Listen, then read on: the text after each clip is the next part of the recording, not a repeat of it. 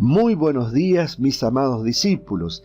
Dios les bendiga en el maravilloso nombre de nuestro Señor y Salvador Jesucristo, y también aprovecho para enviarles la gracia y la paz de parte de Dios nuestro Padre Celestial.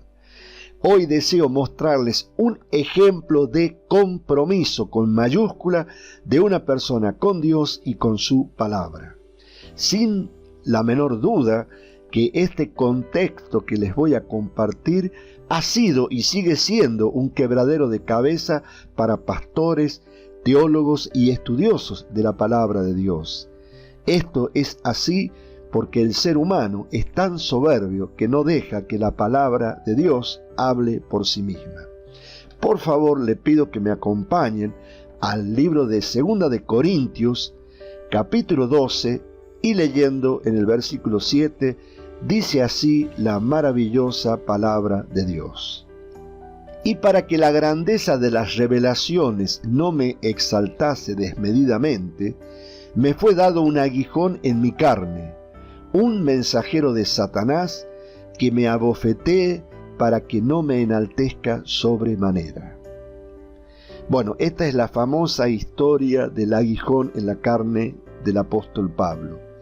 Las barbaridades que se han escrito y se siguen escribiendo y se siguen diciendo hoy en día acerca de este contexto, a nosotros que estudiamos y nos esforzamos en mantener la integridad de la palabra de Dios, realmente nos conmocionan. Las cosas que han dicho que es el aguijón en la carne de Pablo son realmente de terror. Primero y principal, han dicho que Dios lo estaba probando a Pablo y por eso él estaba padeciendo una enfermedad, o en otros casos una debilidad, una adicción. Se ha llegado a decir de que Pablo tenía adicciones relacionadas con lo sexual.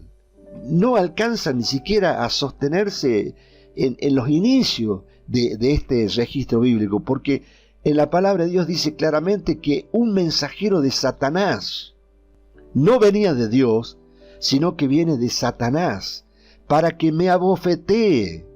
¿Para qué? Para que no me enaltezca sobremanera. Tenemos que dejar hablar que la palabra de Dios nos hable. Nosotros no tenemos bajar la palabra de Dios al nivel humano, nosotros tenemos que subir al nivel de la palabra. Dios nos exhorta y nos enseña y permanentemente nos brinda recomendaciones una y otra vez, porque Él quiere que sus hijos no sean ignorantes. Pero dentro de todas esas recomendaciones y las enseñanzas que Dios nos hace a través de la palabra, hay dos que son fundamentales para nosotros que deseamos conocer la verdad. Ellas son, en primer lugar, por favor, acompáñenme a 2 de Timoteo, capítulo 2, versículo 15. Dice así la palabra de Dios: procura con diligencia. ¿Qué significa esas primeras 3 palabras? Procurar con diligencia. Con actitud, sin pereza, poniendo todo lo que hay que poner. ¿Para qué? Para presentarte a Dios aprobado, como obrero que no tiene de qué avergonzarse, que usa bien la palabra de verdad.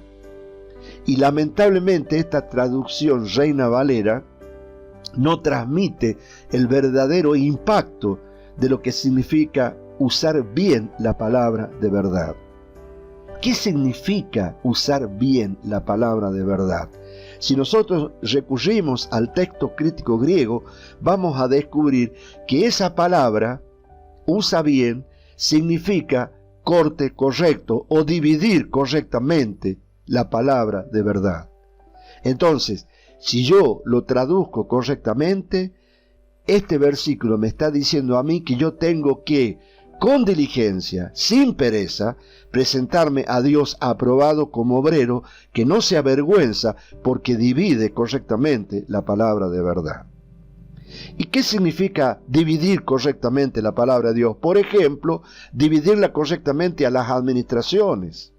Hoy me sorprendo, en el día de hoy, después de 2000 años que la palabra de Dios fue dada, después de 2000 años que Jesucristo cumplió su obra redentora, hay iglesias que siguen enseñando doctrinas que estaban vigentes en la administración anterior. La administración anterior terminó, hoy estamos viviendo la administración de la gracia, la administración del cuerpo de Cristo. Por lo tanto, la doctrina que tenemos que enseñar nosotros como divulgadores y predicadores de la palabra es todo lo concerniente a esta administración. Entonces yo me tengo que presentar aprobado ante Dios dividiendo correctamente la palabra de verdad. ¿Para qué? Para que sea la palabra de verdad y no sea una doctrina nueva. Y el segundo tema, y no por ser el segundo sea el menos importante, por favor acompáñenme a 2 de Pedro, capítulo 1, versículo 20. Entendiendo primero esto. ¿Cuándo tengo que entender esto? En primer lugar, que ninguna profecía, la palabra profecía significa nada de lo declarado ni de lo predicho de la Escritura es de interpretación privada. No hay manera de hacerlo más claro. Yo no puedo interpretar la palabra de Dios. Yo tengo que dejar que la palabra de Dios se interprete a sí misma. ¿Ustedes piensan que el Dios Todopoderoso, Creador de los cielos y de la tierra, nos va a permitir que nosotros interpretemos su palabra, que nosotros interpretemos su voluntad? La palabra de Dios se interpreta a sí misma, por lo tanto, yo tengo que cuidarme de no hacer interpretación privada. Entonces, volviendo al versículo primero, si yo leo el contexto que dice Pablo que me fue dado un aguijón en la carne, un mensajero de Satanás para que me abofetee, yo no puedo interpretar y decir, porque el aguijón de la carne era porque Pablo estaba enfermo de cáncer, porque el aguijón en la carne era porque Pablo tenía una debilidad sexual, o cualquier barrabasada de esas que han escrito, y que inclusive hasta el día de hoy predican. Si la palabra de Dios no me lo dice, ¿saben una cosa? Yo no lo sé y ustedes tampoco. Yo tengo que dejar que la palabra de Dios hable por sí misma, que la palabra de Dios me enseñe a mí. Yo soy menos que la palabra. Yo no puedo tomarme de una manera arrogante y decir yo voy a interpretar la palabra.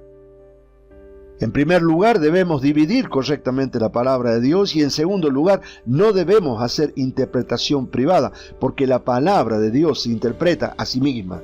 Vuelvo a repetirlo para que quede a fuego en sus mentes.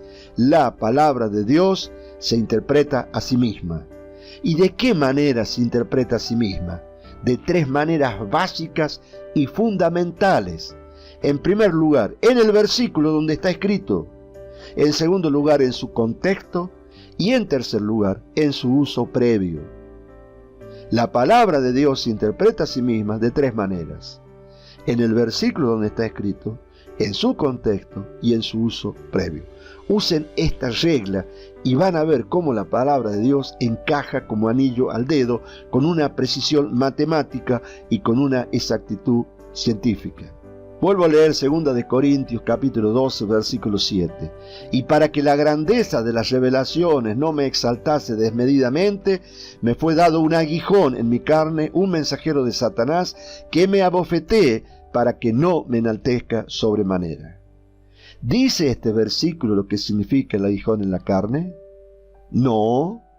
¿Lo dice el contexto? Tampoco. Si ustedes leen desde este versículo y hasta el final de la Biblia, no van a encontrar la explicación de lo que significa el aguijón en la carne del apóstol Pablo. Por lo tanto, debemos revisar cuál fue o cuál es la clave que interpreta a la palabra de Dios. Vamos a ir por parte. Voy a citar rápidamente ejemplos de cómo la palabra de Dios se interpreta a sí misma en el versículo. En primer lugar, vamos a ir a Génesis capítulo 1, versículo 1. Dice así la palabra de Dios: en el principio creó Dios los cielos y la tierra. Pregunto, ¿yo necesito un diccionario para entender esto? Sin la menor duda, ¿no es cierto? Está clarito. Bueno, así, de esta manera, hay cientos y cientos y cientos de versículos que se interpretan a sí mismo en el lugar donde está escrito. Vamos a ir un poquito más complicado. Cómo la palabra de Dios se interpreta en su contexto. Acompáñenme, por favor, al libro de Mateo, en el capítulo 22, Y leyendo en el versículo 32 dice la palabra de Dios: yo soy el Dios de Abraham, el Dios de Isaac y el Dios de Jacob. Dios no es Dios de muertos, sino de vivos. Bueno, este registro bíblico, sacado de contexto, lo podemos hacer decir cualquier cosa, como hasta el día de hoy están diciendo que las personas que murieron están con Dios en el cielo. Eso no es la verdad de Dios. Y usan este registro bíblico para demostrar de que Dios no es Dios de muertos, sino de vivos. Si yo leo este versículo sacado del contexto en donde fue declarado, puedo llegar a realizar una interpretación privada. Y me pregunto, ¿cuándo Dios es Dios de vivos y no de muertos? Debemos leer el contexto para saber de qué se está tratando. Miren, acompáñenme, Mateo 22, versículo 23. Aquel día vinieron a él los saduceos que dicen que no hay resurrección y le preguntaron. Versículo 28. En la resurrección, pues, ¿de cuál de los 7 será ella mujer, ya que todos la tuvieron? Versículo 29. Entonces respondiendo Jesús le dijo: erráis, ignorando las Escrituras y el poder de Dios. Versículo 30. Porque en la resurrección ni se casarán, ni se darán en casamiento, sino serán como los ángeles de Dios en el cielo. Mateo 22, 31, 32. Ahora lo leemos completo. Pero respecto a la resurrección de los muertos, ¿no habéis leído lo que os fue dicho por Dios cuando dijo: yo soy el Dios de Abraham, el Dios de Isaac y el Dios de Jacob? Dios no es Dios de muertos, sino de vivos. Todo el contexto es en la resurrección. El tema es en la resurrección. Por lo tanto, ¿cuándo Dios es Dios de vivos y no de muertos? En la resurrección. ¿Se dan cuenta cómo la palabra de Dios se interpreta a sí misma? Primero en el versículo y segundo usando el contexto. Por último tenemos la otra clave de interpretación de la palabra de Dios, que es según el uso previo. Si yo te digo que esto que estás viendo vos son anteojos para el sol, dentro de 3 meses, si te lo vuelvo a mostrar, ¿tengo que decirte que son anteojos para el sol? Es muy simple, ¿no? En la palabra de Dios funciona igual. La tercera manera en que la palabra de Dios se interpreta a sí misma es en su uso previo. Con respecto al uso de la expresión aguijón en la carne de 2 Corintios 12:7, debemos investigar cuál fue el primer uso que Dios hizo para entender lo que eso significa. Acompáñenme por favor al libro de Números, en el capítulo 33 y en el versículo 55 dice: y si no echareis a los moradores del país delante de vosotros, sucederá que los que dejareis de ellos serán por aguijones en vuestros ojos y por espinas en vuestros costados, y os afligirán sobre la tierra en que vosotros habitaréis. Qué maravillosa que es la palabra de Dios. Serán por aguijones en vuestros ojos. ¿Se dan cuenta que es una figura? Los moradores no pueden ser aguijones literales en tus ojos, pero sí pueden ser figuras de que esos moradores que ustedes dejan en esa tierra en la cual ustedes iban a habitar, van a ser como aguijones en vuestros ojos, como espinas en vuestros costados. Y esas personas os afligirán sobre la tierra en que vosotros habitareis. Acompáñenme a otro registro bíblico, por favor. Josué, capítulo 23, versículo 13. Sabed que Jehová vuestro Dios no arrojará más a estas naciones delante de vosotros, sino que os serán por lazo, por tropiezo, por azote para vuestros costados y por espinas para vuestros ojos, hasta que perezcáis de esta buena tierra que Jehová vuestro Dios os ha dado. Es tremenda la palabra de Dios, ¿no? La exactitud a mí me emociona y me maravilla. ¿Se dan cuenta lo que significa el aguijón en la carne de Pablo? Aún así, vamos a otro registro. Jueces, capítulo 2, versículo 3. Por tanto, yo también digo, no los echaré de delante de vosotros, sino que serán azotes para vuestros costados, y sus dioses os serán tropezadero. Entonces, Pablo, el gran apóstol de la iglesia, él estaba totalmente comprometido con la tarea que Dios le había encomendado, que era ser apóstol a los gentiles. Él estaba embarcado en ese compromiso con sangre, sudor y lágrimas, con toda su alma, con todo su empeño. Pero resulta que el versículo 7 del capítulo 12 dice: y para que la grandeza de las revelaciones no me exaltase desmedidamente, me fue dado un aguijón en mi carne, un mensajero de Satanás, que me abofetee para que no me enaltezca sobremanera. Lean todo el contexto del capítulo 12 de 2 de Corintios. Se van a maravillar de todo esto que yo les estoy compartiendo. Entonces, ¿qué era el aguijón en la carne de Pablo? Acompáñenme, por favor, a 2 de Corintios, capítulo 11, y comenzando a leer desde el versículo 24, dice la palabra de Dios acerca de la vida de Pablo. De los judíos 5 veces he recibido 40 azotes menos uno. ¿Saben lo que significa eso, no? 39 azotes, 5 veces. Yo calculo que la espalda de Pablo no era como para sacarle una foto, ¿no? Yo no quiero ni pensar lo que debe haber sido esa espalda. 5 veces he recibido 39 azotes de los judíos. Versículo 25. 3 veces he sido azotado con varas. Son diferentes los daños que causan los azotes con varas o los azotes con cuerdas. 1 vez he sido apedreado. 3 veces he padecido naufragio. 1 noche y 1 día he estado como náufrago en alta mar. Ahora yo les pregunto, ¿quiénes son los que dan a los azotes con varas? ¿Quiénes son los que apedrean? Versículo 26.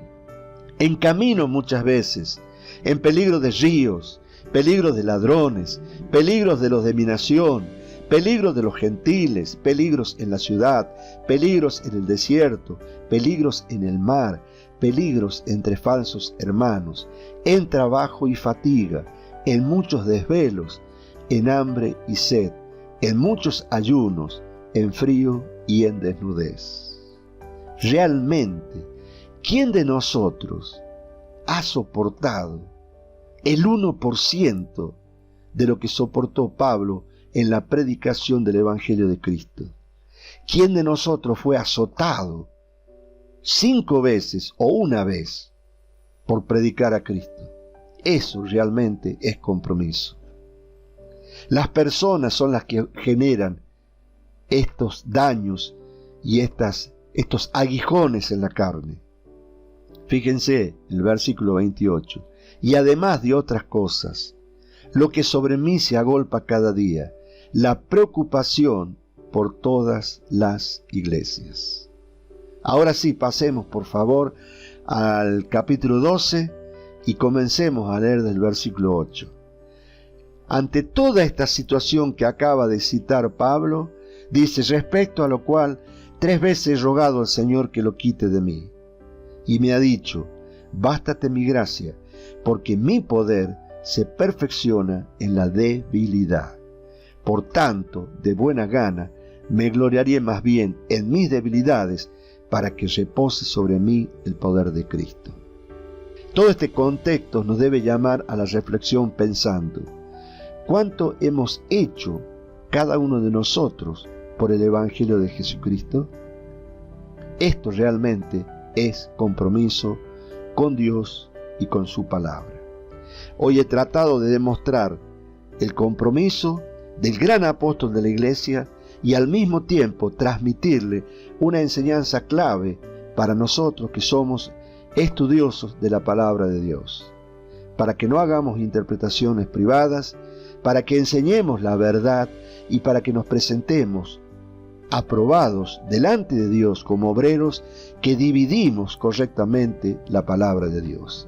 Que esta enseñanza sea de gran bendición para todos ustedes, para que cada uno de nosotros reflexionemos y nos comprometamos con Dios y con su palabra, para gloria de Él y para que Dios pueda ser glorificado en nuestras vidas, porque el poder de Dios se perfecciona en nuestra humildad, en nuestra debilidad, en nuestra obediencia a la palabra de Dios.